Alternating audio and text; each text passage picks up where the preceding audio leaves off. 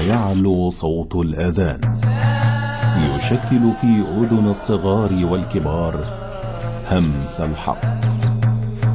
وأبت هذه الجدران الصماء إلا أن تستجيب لصوت النداء، فآوت بين جنباتها نفوسا تخشع للرحمن، تعلو في رحلة قرآنية مباركة لترتقي منازل إلى النبوغ.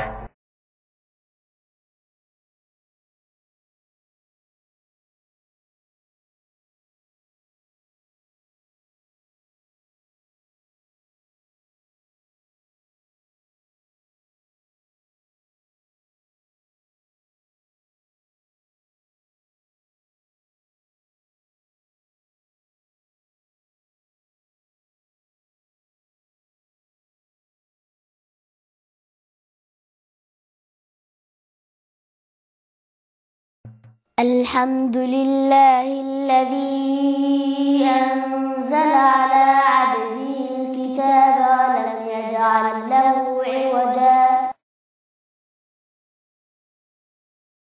بعيدا عن حياة المدينة وما فيها من صخب، نشأ عبد الفتاح الأروش في قرية شوبر التابعة لمركز طنطا بمصر، فأبصرت عيناه طبيعة لا زخرفة فيها ولا تكييف، وتفتق عقله عن بصيرة شرفها القرآن كل التشريف. والمحصنات من النساء إلا ما ملكت أيمانكم كتاب الله عليكم. ووسط أسرة صغيرة كان الأب محمد الأروش هو عماد هذه الأسرة وعمودها، جعله الله رحى لهذه الطاحونة القرآنية المباركة.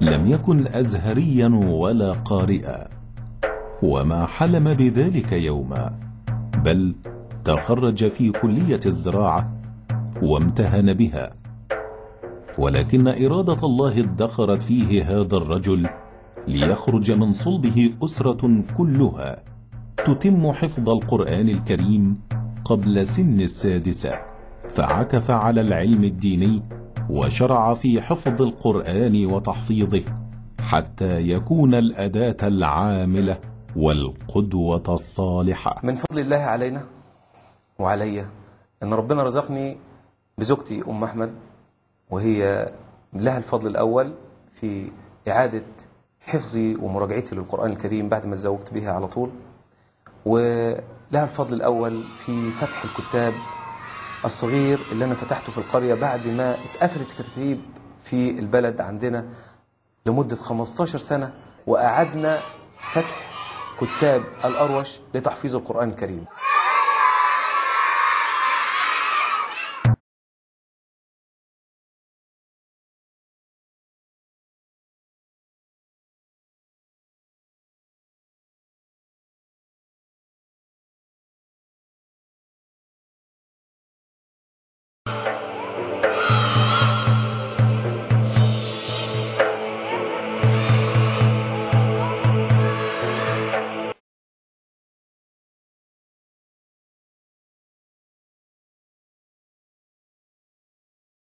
من علي بأحمد وأسماء، وما شاء الله كانت أولادي، ثم بعدهم عبد الفتاح ومريم وفاطمة.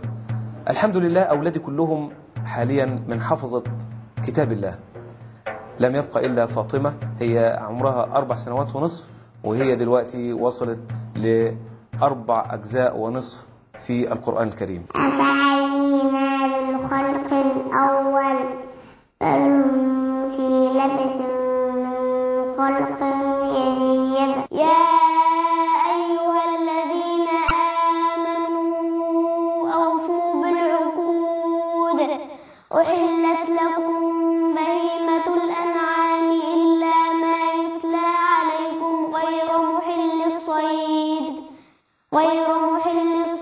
وأنتم حرم، إن الله يحكم ما يريد. ألم تر إلى الذين خرجوا من ديارهم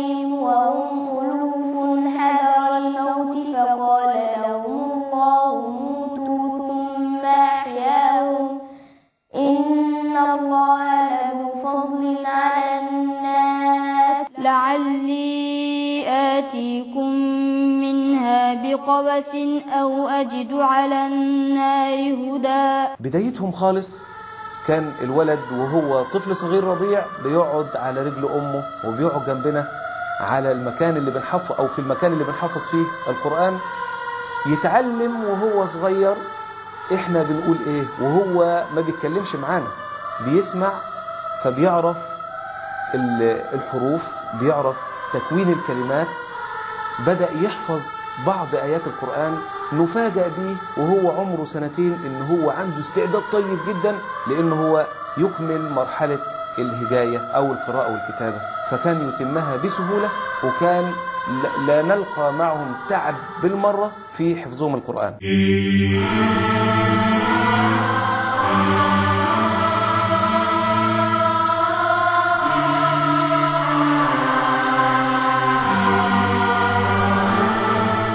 اختار الله عبد الفتاح محمد الأروش ليكون واسطة هذا العقد الفريد المتلألئ، فكان قرة عين لأبيه وأمه، وكشف لهما عن طاقات مكنونة ومواهب مخزونة.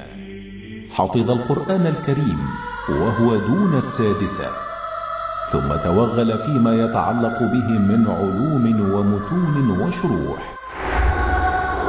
قالوا بنوا عليهم بنيانا ربهم أعلم بهم. عبد الفتاح ختم القرآن وهو عمره 6 سنوات و4 أشهر تقريبا، وكان له قصة عجيبة.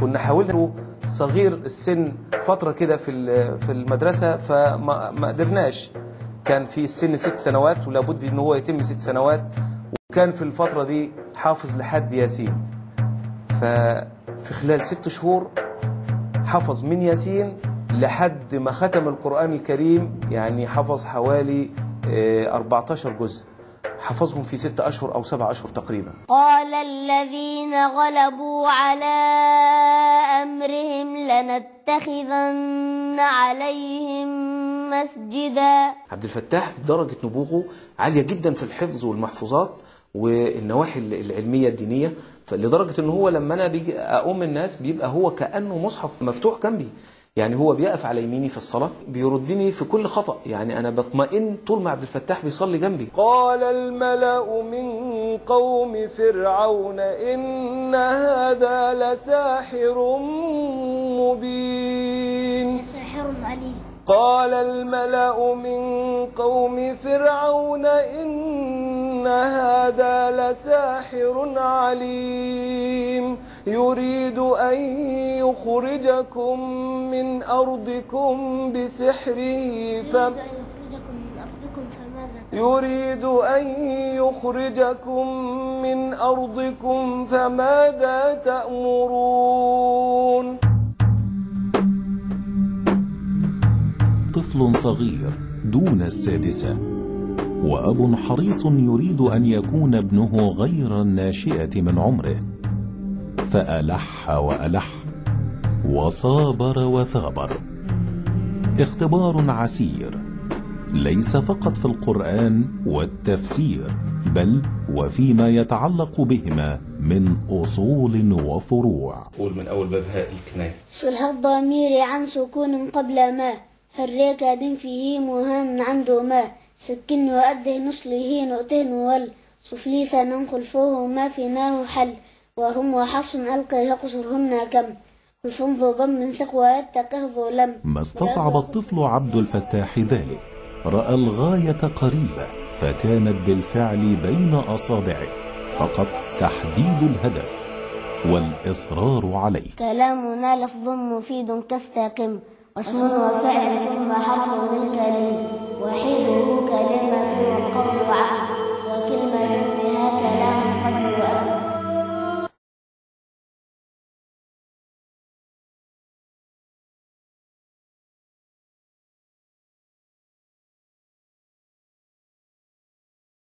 وأم. صالح يدرك معنى الأبوة، وولد هذا نبته، حري إن وجه إلى الخير أن يتوجه، وإن دعي إلى فقه العلوم أن يتفقه.